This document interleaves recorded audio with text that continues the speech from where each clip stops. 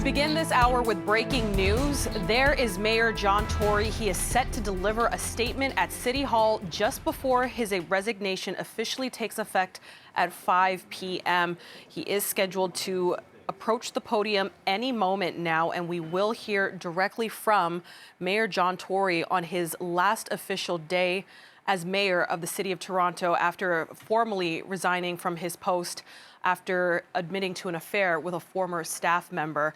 We have live coverage. As you can see, there's the podium set up. He is expected to speak.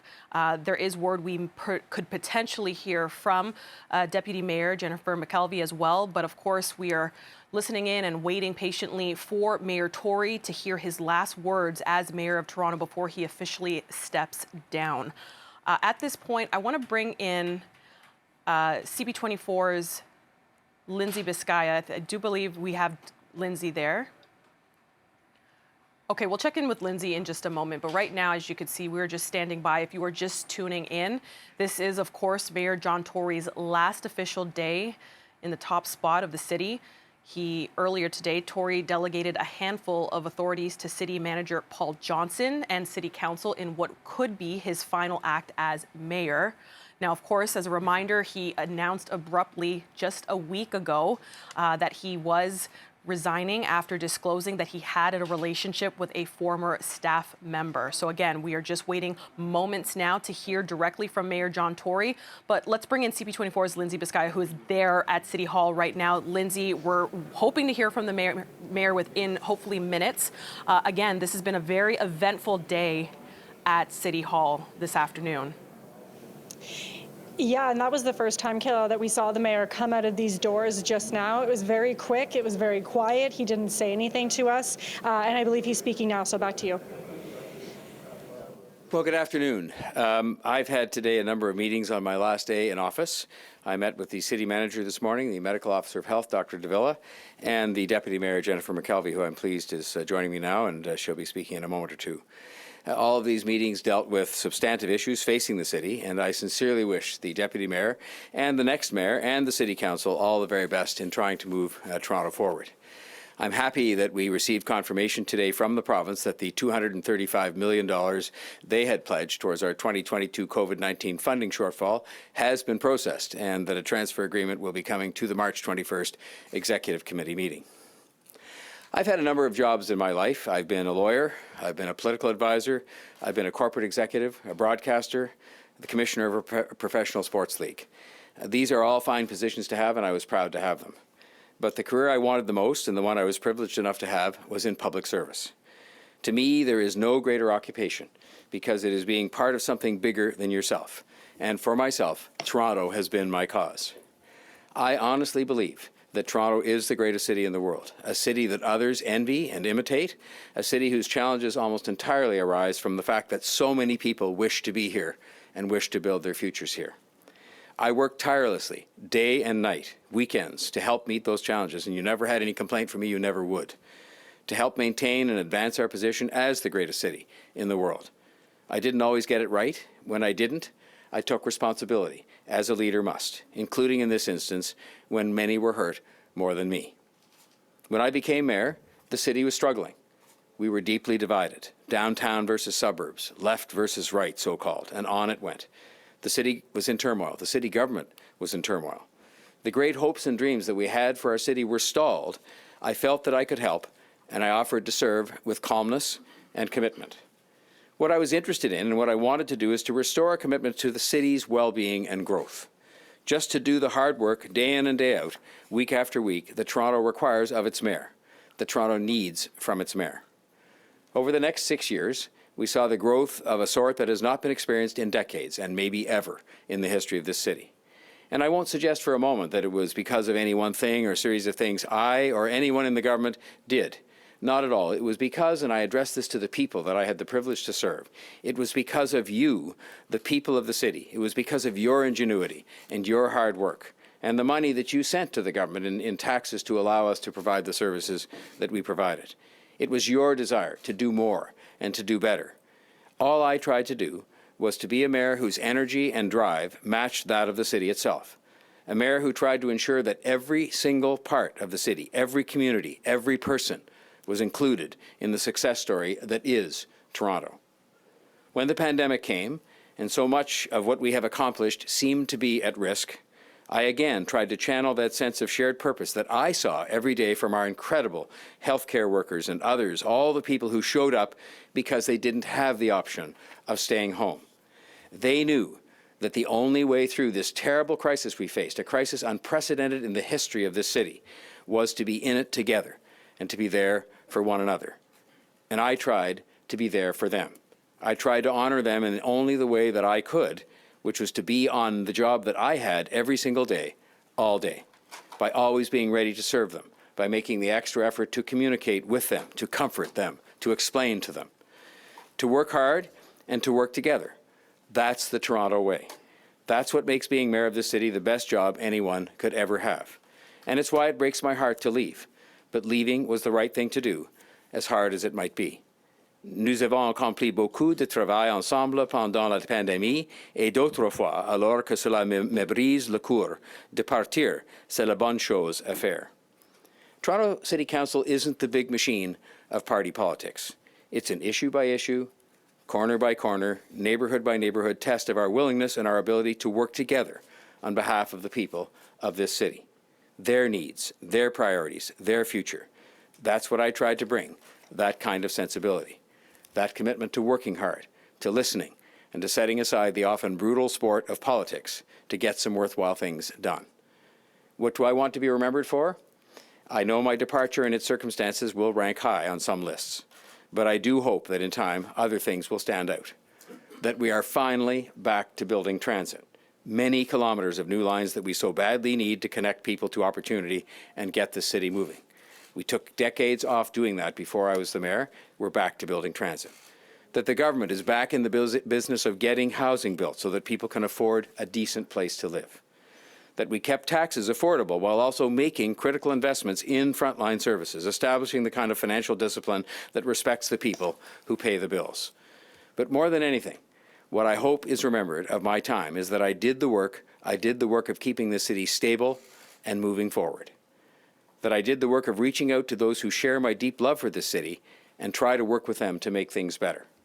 And that I tried to demonstrate my respect every day for every single community in Toronto. I wanted all of them, without exception, to be included. I wanted all of them, without exception, to feel recognized by their mayor.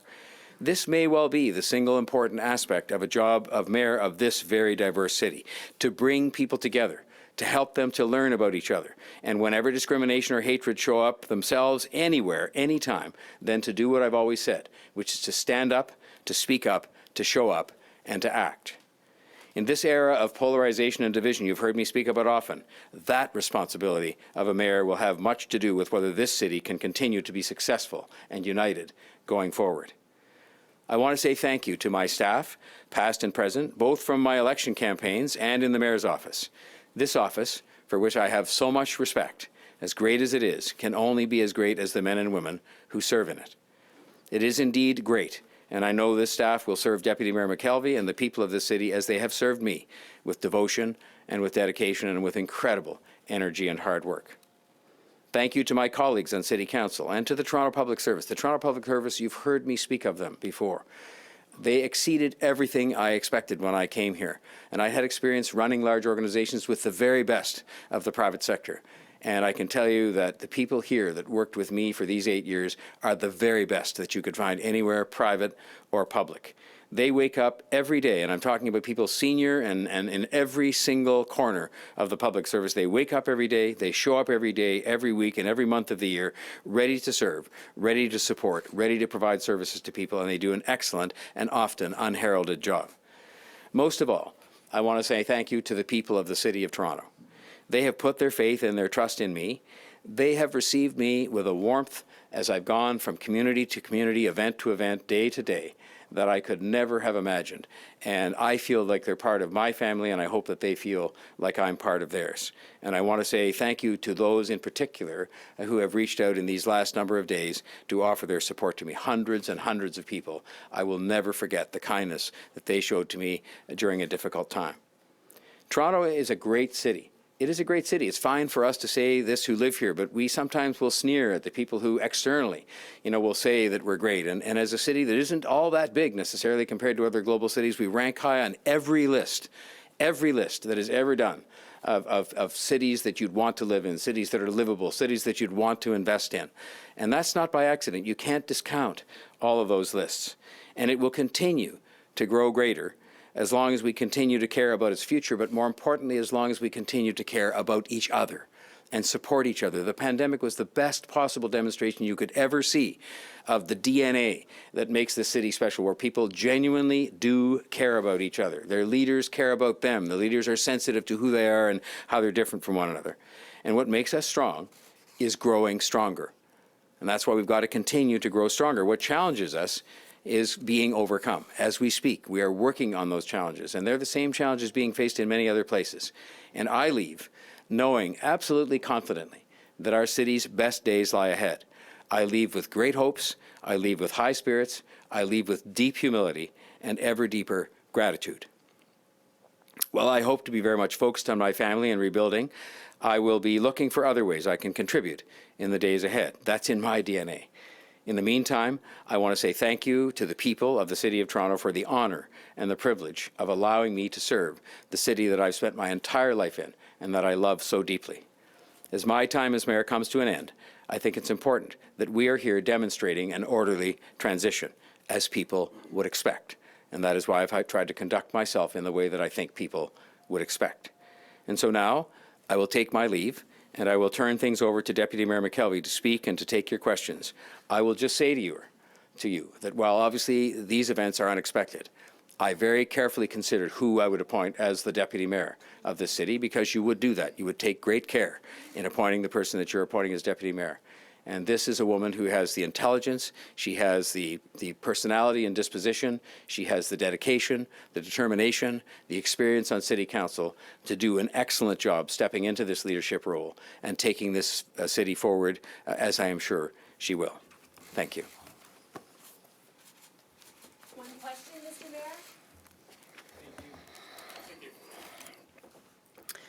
Good afternoon. I would like to extend my thanks to Mayor Tory for his many years of service here at City Hall. Working together, we've been able to accomplish a great deal on housing, on transit, and on other priorities that matter most to residents. We will miss his strong and steady presence here at City Hall, and I'm thankful that he's been our mayor since 2014.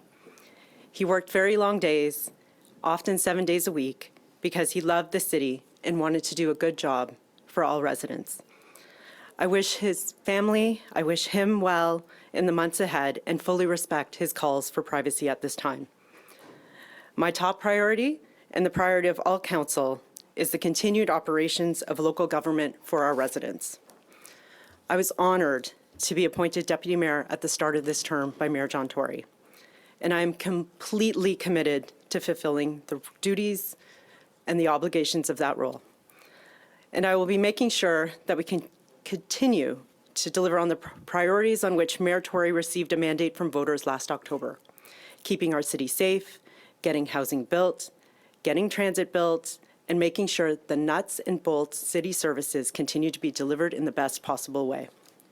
As Deputy Mayor, I'm overseeing the operations of the Office of the Mayor until a new mayor is elected by residents. All staff are continuing to work in the Office of the Mayor, and that work remains the same and continues nonstop. Residents can rest assured that my entire focus at this time is ensuring a smooth transition and continued good governance. As I said yesterday, I will not be seeking to run for mayor in the upcoming by-election. I will be entirely focused on being a steady deputy mayor for the city for as long as needed. Representing the residents of my ward and ensuring a smooth, stable transition until a new mayor is elected requires my full, undivided attention. I sincerely appreciate the ongoing collaboration of my council colleagues and the hard-working City of Toronto staff who continue to demonstrate the utmost professionalism running our city services. I've met with the city clerk, and the city is working to prepare for a by-election, which will be the largest by-election ever held in Canada. The clerk has been very clear. This preparation will take time, and he has committed to bringing a report to the next scheduled meeting of council on March 29th that allows council to complete the steps required by the City of Toronto Act to formally declare the office of the mayor vacant and to pass a bylaw which authorizes the filling of the vacancy by by-election. This is a great city. We have great challenges, and we need to tackle those right now. I'm committed to working with my council colleagues through this period and through the by-election so that we can continue to meet those challenges head-on. I wish all Toronto residents a very restful, a very happy Family Day weekend. And on behalf of City Council, I thank all the city workers and our emergency first responders who will be continuing to work throughout this weekend to keep our city safe and running smoothly. I'm happy to answer your questions.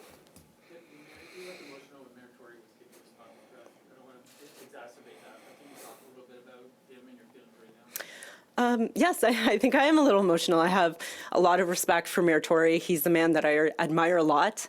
I admire his sense of duty, his sense of honor. I admire how he's taken full responsibility and how he's resigned. I think he used his heart and he looked to what was best for him, what was best for his family, and what was best for the City of Toronto, and I think that's admirable. He called me on Friday evening. I was in Ottawa about a half an hour before the press conference. He told me that there was going to be a story, that it was true, and that he would be resigning. I will say that I was emotional at that time also. I burst into tears. I asked him if he would consider taking a leave of absence instead, and he told me that this is what he wanted to do for his family.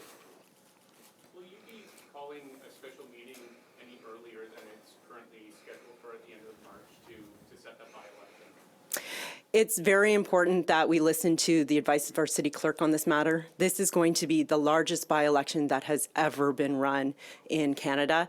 That will take some time and some preparation, and so I'm looking to their advice. I think it's important that we ensure that it is a fair election that's run well, we have the appropriate polling stations that are needed, and that it is executed in a way that gives credible results that the City of Toronto residents can count on.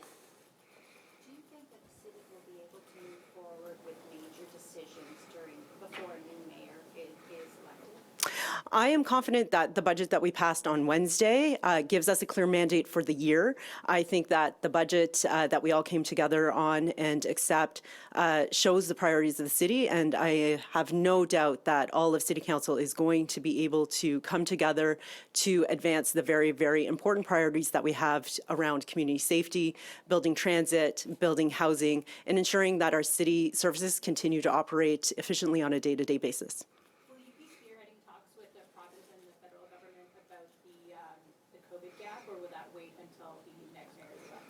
I think it's important that we continue discussions with the other levels of government, with the province, with the federal government. I will be looking for collaboration with my city colleagues on City Council so that we can work together so that we can continue to make those agreements that are needed to ensure the finances of our city are in good hands. I think as a council, we also have to come together to demand that we have a new fiscal framework for cities. And I think that's something that provinces across the city are looking at. And so I think we need to continue on that charge, but we certainly have to look for very collaborative ways of doing that. Mayor Tory talked about potentially even going door to door in Liberal MPs' ridings and saying, you know, your government is not giving us this money. Is all that kind of aggressive action that was talked about to try and get a new deal, is that on hold now? Well, I think what we need is for all of council to start to advocate to their MPPs and to their MPs to outline the very dire circumstances that our city is in right now because of those shortfalls associated with the COVID-19 pandemic. And I'm hopeful that working together we can build those relationships with the province, build those relationships with the federal government, and hopefully secure a new deal for municipalities. Staying on to pass the budget. There was a lot of discussion after his resignation that perhaps he should have stepped aside and allowed City Council to have that debate, perhaps change the budget. So the way that the budget is worded, it even says the mayor requests, and the word mayor and that language are used through there. Mayor Tory worked very hard on this budget alongside the staff in his office, alongside the public sector. So I think it was important that the mayor stayed to the end of the budget. I think it gives credibility to the legitimacy of that budget, and I'm very proud of what we did on Wednesday working together. Are they all going to be like this? Thank you very much. And I just want to say to the media, you've been very good about respecting the privacy of everybody this week, so thank you for that.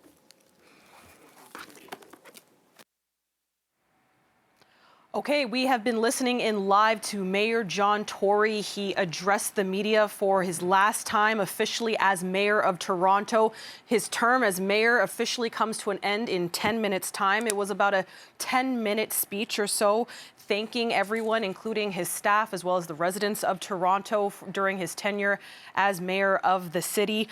He said that it breaks his heart for him to have to leave, but it was the right thing to do. And then there we just heard from Deputy Mayor Jennifer McKelvie, who will now take the reins until, of course, we have that by-election, which will be scheduled for the later spring, potentially early summer months. But she thanked the media. She said that she was emotional when she got the original news from Mayor Tory directly himself a week ago, 30 minutes before he held that press conference where he ultimately announced that he was stepping down as mayor of Toronto after admitting to an affair with a former staffer.